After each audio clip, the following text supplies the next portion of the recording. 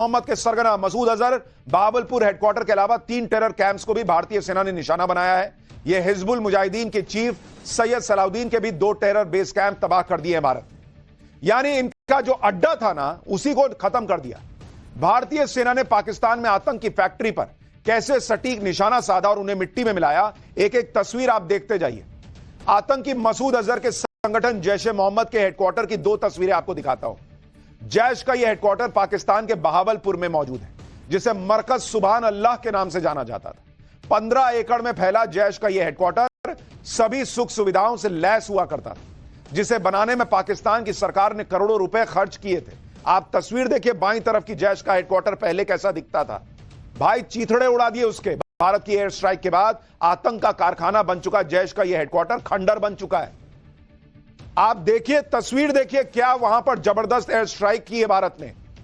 जो कहते हैं ना भूत उतार देना, वो पाकिस्तान का भूत उतार दिया भारत ने। देखिए पहले जैश के इस हेडक्वार्टर में किस तरह आलीशान गुंबद बनाए गए थे, लेकिन भारतीय सेना के सटीक निशाने ने गुंबद में ही ऐसा छेद किया कि वहां से आसमान नजर आ रहा है।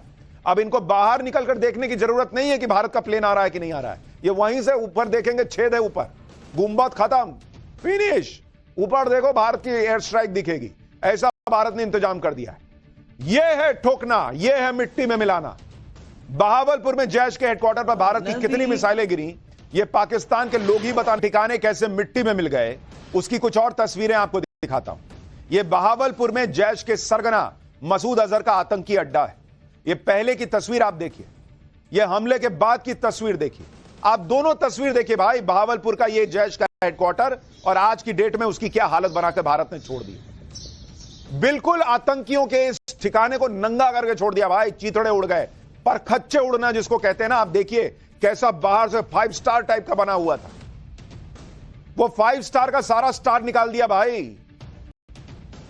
तारे दिखा दिए इनको दिन में भारत ने, रात में तो दिखाई, लेकिन जब दिन में देखा कि भाई क्या है जरा देखें, यह हालत करके छोड़ दी भारत ने।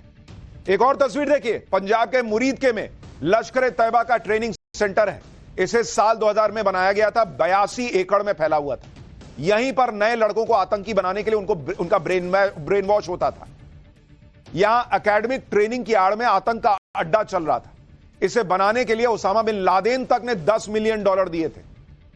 एक और और देखिए आज की डेट में उसकी क्या हालत हो गई है। देखिए जरा तस्वीर देखिए, एक और तस्वीर देखिए। एलओसी से 13 किलोमीटर दूर कोटली में लश्कर का फिदाइन सेंटर है। यह पहले कैसा दिखता था आप देखिए, और वो वहां लश्कर का अड्डा जो तबाह किया है उसकी आपको सैटेलाइट इमेजेस दिखा रहा हूं। यह भी तबाह हो चुका है।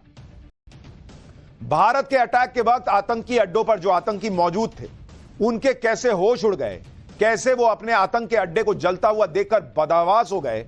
अब जरा वो दिखाता हूं आपको, जरा ये देखिए। आगे लगी मस्जिद। हाँ जी शाहद, असी सारे कोई नहीं अजे मिलेगी दसांगा सर। वीडियो बना के हो ओके सर, आओ सारे था जो है।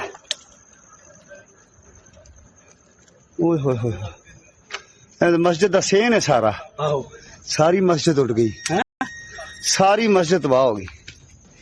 हेलो हेलो, ओ बेटा बाद दे विच करना यार, अपना बाद च करना जी। भाए ना जी, भाए ना मरकज दे विच होए ने 4, सारा तबाह हो गई मरकज। भारत ने ऑपरेशन सिंदूर के जरिए मात्र 20 मिनट में पाकिस्तान के आतंकी ठिकानों को धुआं धुआं कर दिया। आप देखिए कितनी तेजी से भारत ने हमला किया कि कोटली का अब्बास टेरर कैंप रात 1:04 इस पर हमला होता है। मुरीदके में मरकज तैयबा टेरर कैंप रात 1:06 से 1:10 खत्म, फिनिश। बहावलपुर का मरकज सुभान अल्लाह कैंप, जिसकी तस्वीर अभी आपको दिखा रहा था, 5 स्टार जैसा दिखता था, रात 1:12 इसको खत्म कर दिया, धुआं धुआं। सियालकोट का सरजाल टेरर कैंप रात 1:15 इसकी किस्मत हमने मिट्टी में मिला दी। मुजफ्फराबाद का सवाई नाला टेरर कैंप 1:17 वहां धमाका होता है। पाकिस्तान को समझ ही में नहीं आ रहा था भाई, इधर रोकें उधर रोकें, किधर भागे किधर रोकें, इधर उधर सब तरफ धमाके। बिम्बर का बरनाला रात 1:19 टेरर कैंप खत्म। मुजफ्फर हैदराबाद का सैदाना बिलाल टेरर कैंप, इसको उड़ा दिया। कोटली का गुलपुर आतंकी कैंप रात 1:25 पर तबाह हो चुका था। यानी 20 मिनट के अंदर पाकिस्तान के 9 ठिकाने, सब जगह आग लगी हुई थी, अफरा तफरी मची थी, पूरा का पूरा जो हिस्सा था वो मिट्टी में मिल चुका था, आतंकी मर चुके थे 20 मिनट के अंदर। यह पाकिस्तान को बताया गया। 20 मिनट लगते हैं तुमको ठोकने में, 20 मिनट। आप देखिए कल तक पाकिस्तान के अंदर आतंक के कारखानों में आतंकियों को पाला पोसा जा रहा था। वहां कैसे हिंदुस्तान की मिसाइलों ने सटीक अटैक किया और आतंक के अड्डों को नेस्तनाबूद कर दिया। यह भिंबर में आतंकी अड्डे पर हुई स्ट्राइक का वीडियो आपको दिखा रहा हूं। यह देखिए ऊपर से आपको गिरता हुआ दिख रहा है बॉम्ब, इसमें मिसाइल नीचे गिरती भी दिख रही है। और अब कोटली अब्बास टेरर कैंप पर मिसाइल अटैक का वीडियो देखिए, इसमें साफ साफ दिख रहा है भारत का बदला कितना सटीक था, जिसमें आतंक के अड्डों का नामो निशान मिटा दिया गया। आप देखिए वहां धमाका होता दिख रहा है। कुछ लोगों को हमारे यहां बिना सबूत के पेट में खाना नहीं पचता है, तो इसके लिए वैसे तो पाकिस्तान ने ही बहुत सबूत दिए। आज सबूत मांगने वाला पूरा गैंग गायब है। इतना सबूत पड़ा है कि उनके जेब से बाहर गिर रहा है, और यह सबूत सेना ने दिया। भारत के हमले के बाद पाकिस्तान के अस्पतालों में किस तरह अफरा तफरी मच गई थी, अब समझ में आ रहा बाबू। जब अपने लोग मरते हैं तो कैसे यहां छुरी चलती है। दूसरों को मारने के लिए भेजते वक्त तो सिखा के भेजते हो कि यहां मारना, धर्म पूछ के यहां मारना। अपना मर गया, भाई मर गया, भाई की बीवी मर गई, लोग मर गए परिवार के, तो समझ में आ रहा है। कह रहा है कि उसकी जान से प्यारी बड़ी बहन मारी गई, जिनके पति और बाप मार दिए, सब समझ में नहीं आया था। कह रहा है कि हमले में उसकी बहन के पति की मौत हो गई है, उसका भतीजा, भतीजे की पत्नी, भतीजी हमले में मारे गए। लिख रहा है कि वो बहुत डरा हुआ है। ये मसूद अजहर के शब्द हैं उसकी चिट्ठी में कि मैं बहुत डरा हुआ हूं, और कह रहा है कि अल्लाह काश मैं भी मर जाता, मैं भी मर जाता, लिख रहा है। लेकिन सवाल तो यह है कि तुम जिंदा हो भी या नहीं। क्या हाफिज सईद और मसूद खान को 10 जगह चोट लगती है तो 2 दिखाता है, 8 छुपाता है?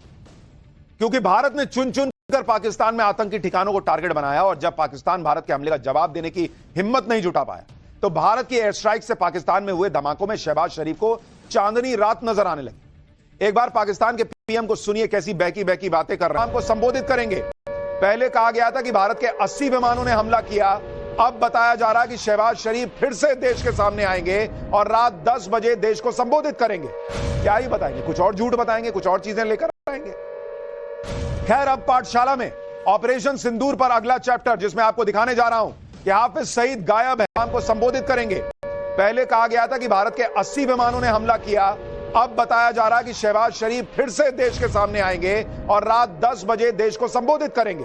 क्या ही बताएंगे, कुछ और झूठ बताएंगे, कुछ और चीजें लेकर आएंगे। खैर, अब पाठशाला में ऑपरेशन सिंदूर पर अगला चैप्टर, जिसमें आपको दिखाने जा रहा हूं कि हाफिज सईद गायब है।